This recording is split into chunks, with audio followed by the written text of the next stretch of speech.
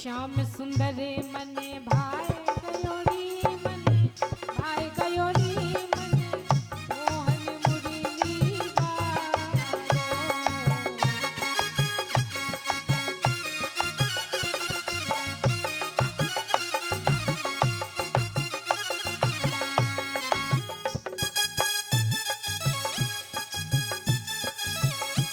श्री श्याम सुंदर भगवान की।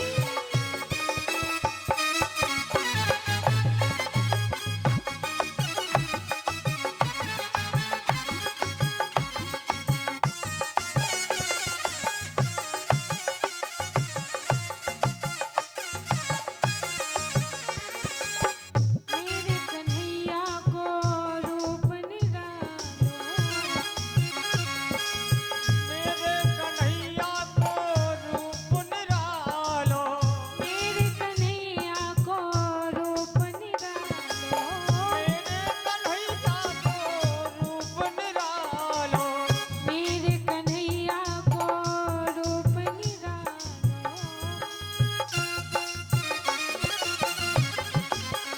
मेरे कन्हैया को रूप निरालो। मेरे कन्हैया को रूप निरालो। सब जग मोहे भुलाए गयोरी हमार। भगवान का स्वरूप इतना निराला है, इतना निराला है।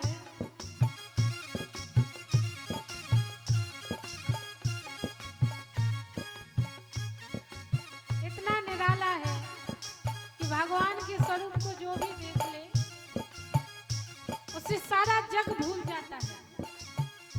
जग की सुध नहीं रहती। तो भक्त क्या कहता है? सब जग मोह भुलाए गयोरी हम भुलाए गयोरी मन मोहन मुरली भायो। श्याम सुंदर मने भाई गयोरी मने मोहन मुरली भायो।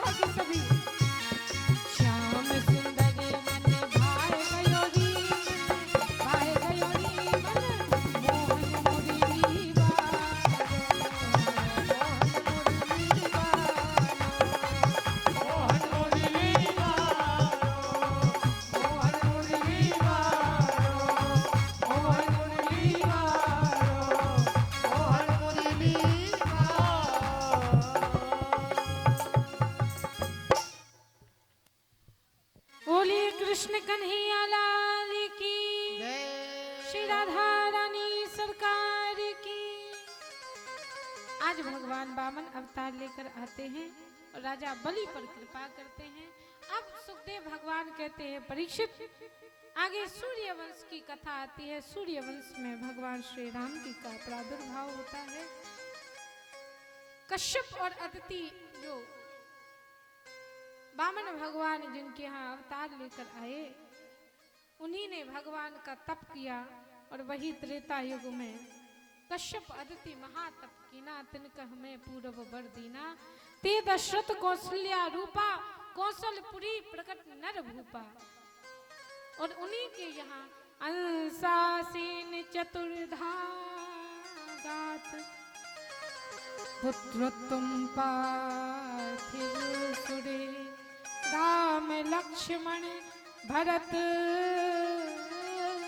शत्रुघ्न इति संज्ञा। अंशासेन चतुर्धा गात, पुत्र तुम पार्थिव सुरे, राम लक्ष्मण भरत शत्रुघ्न इति संज्ञा। भगवान श्री राम जी दशरथ और कौशल्या के यहाँ पर अंशों के साथ में, राम जी के साथ में भरत शत्रुघ्न लक्ष्मण जी का भी प्रादुर्भाव हुआ। बोलिए राम लला सरकार की जय। तो राम जी के जन्म की, राम जी के जीवन की, सूर्य वंश की सूक्ष्म रूप में कथा भागवत जी में आती है। आगे चंद्रवंश की कथा सुनाना प्रारंभ किया। चंद्रमा के द्वारा चंद्रवंश चला। इस वंश में आगे चलकर एक राजा हुए जिनकी 5 संतानें हुई। बड़े का नाम यदु तथा छोटे का नाम पुरु। यदु से यदु वंश चला और पुरु से पुरु वंश चला। परीक्षित, पुरु वंश में तुम्हारा जन्म हुआ और यदु वंश में भगवान श्री कृष्ण का जन्म हुआ। भगवान श्री कृष्ण मथुरा में जन्मे, गोकुल में उत्सव मनाया गया। भगवान ब्रिज में रहे, मथुरा में रहे। इसके बाद द्वारकापुरी में लीलाएं करके परमात्मा अपने धाम को चले गए। इतना कहकर सुखदेव जी मौन हो गए। थोड़ी देर हो गई, 2 मिनट के लिए शांत हो गए। तो कहा कि मौन क्यों हो गए? हो गया कृष्ण चरित्र? बोले सुना तो दिया। बोले वाह प्रभु, जिस कथा को सुनने के लिए हम 4 दिन से बैठे हैं, कृष्ण भगवान का चरित्र सुनने के लिए हम यहाँ 4 दिन से आपके सामने बैठे हुए हैं और उन्हीं की कथा आई तो आप 2 मिनट में चटपट कर गए। पूर्ण विस्तार के साथ में कथा सुनाइए। और परीक्षित जी ने खड़े होकर प्रश्न किया। यहीं से भागवत का 10वां स्कंद प्रारंभ होता है।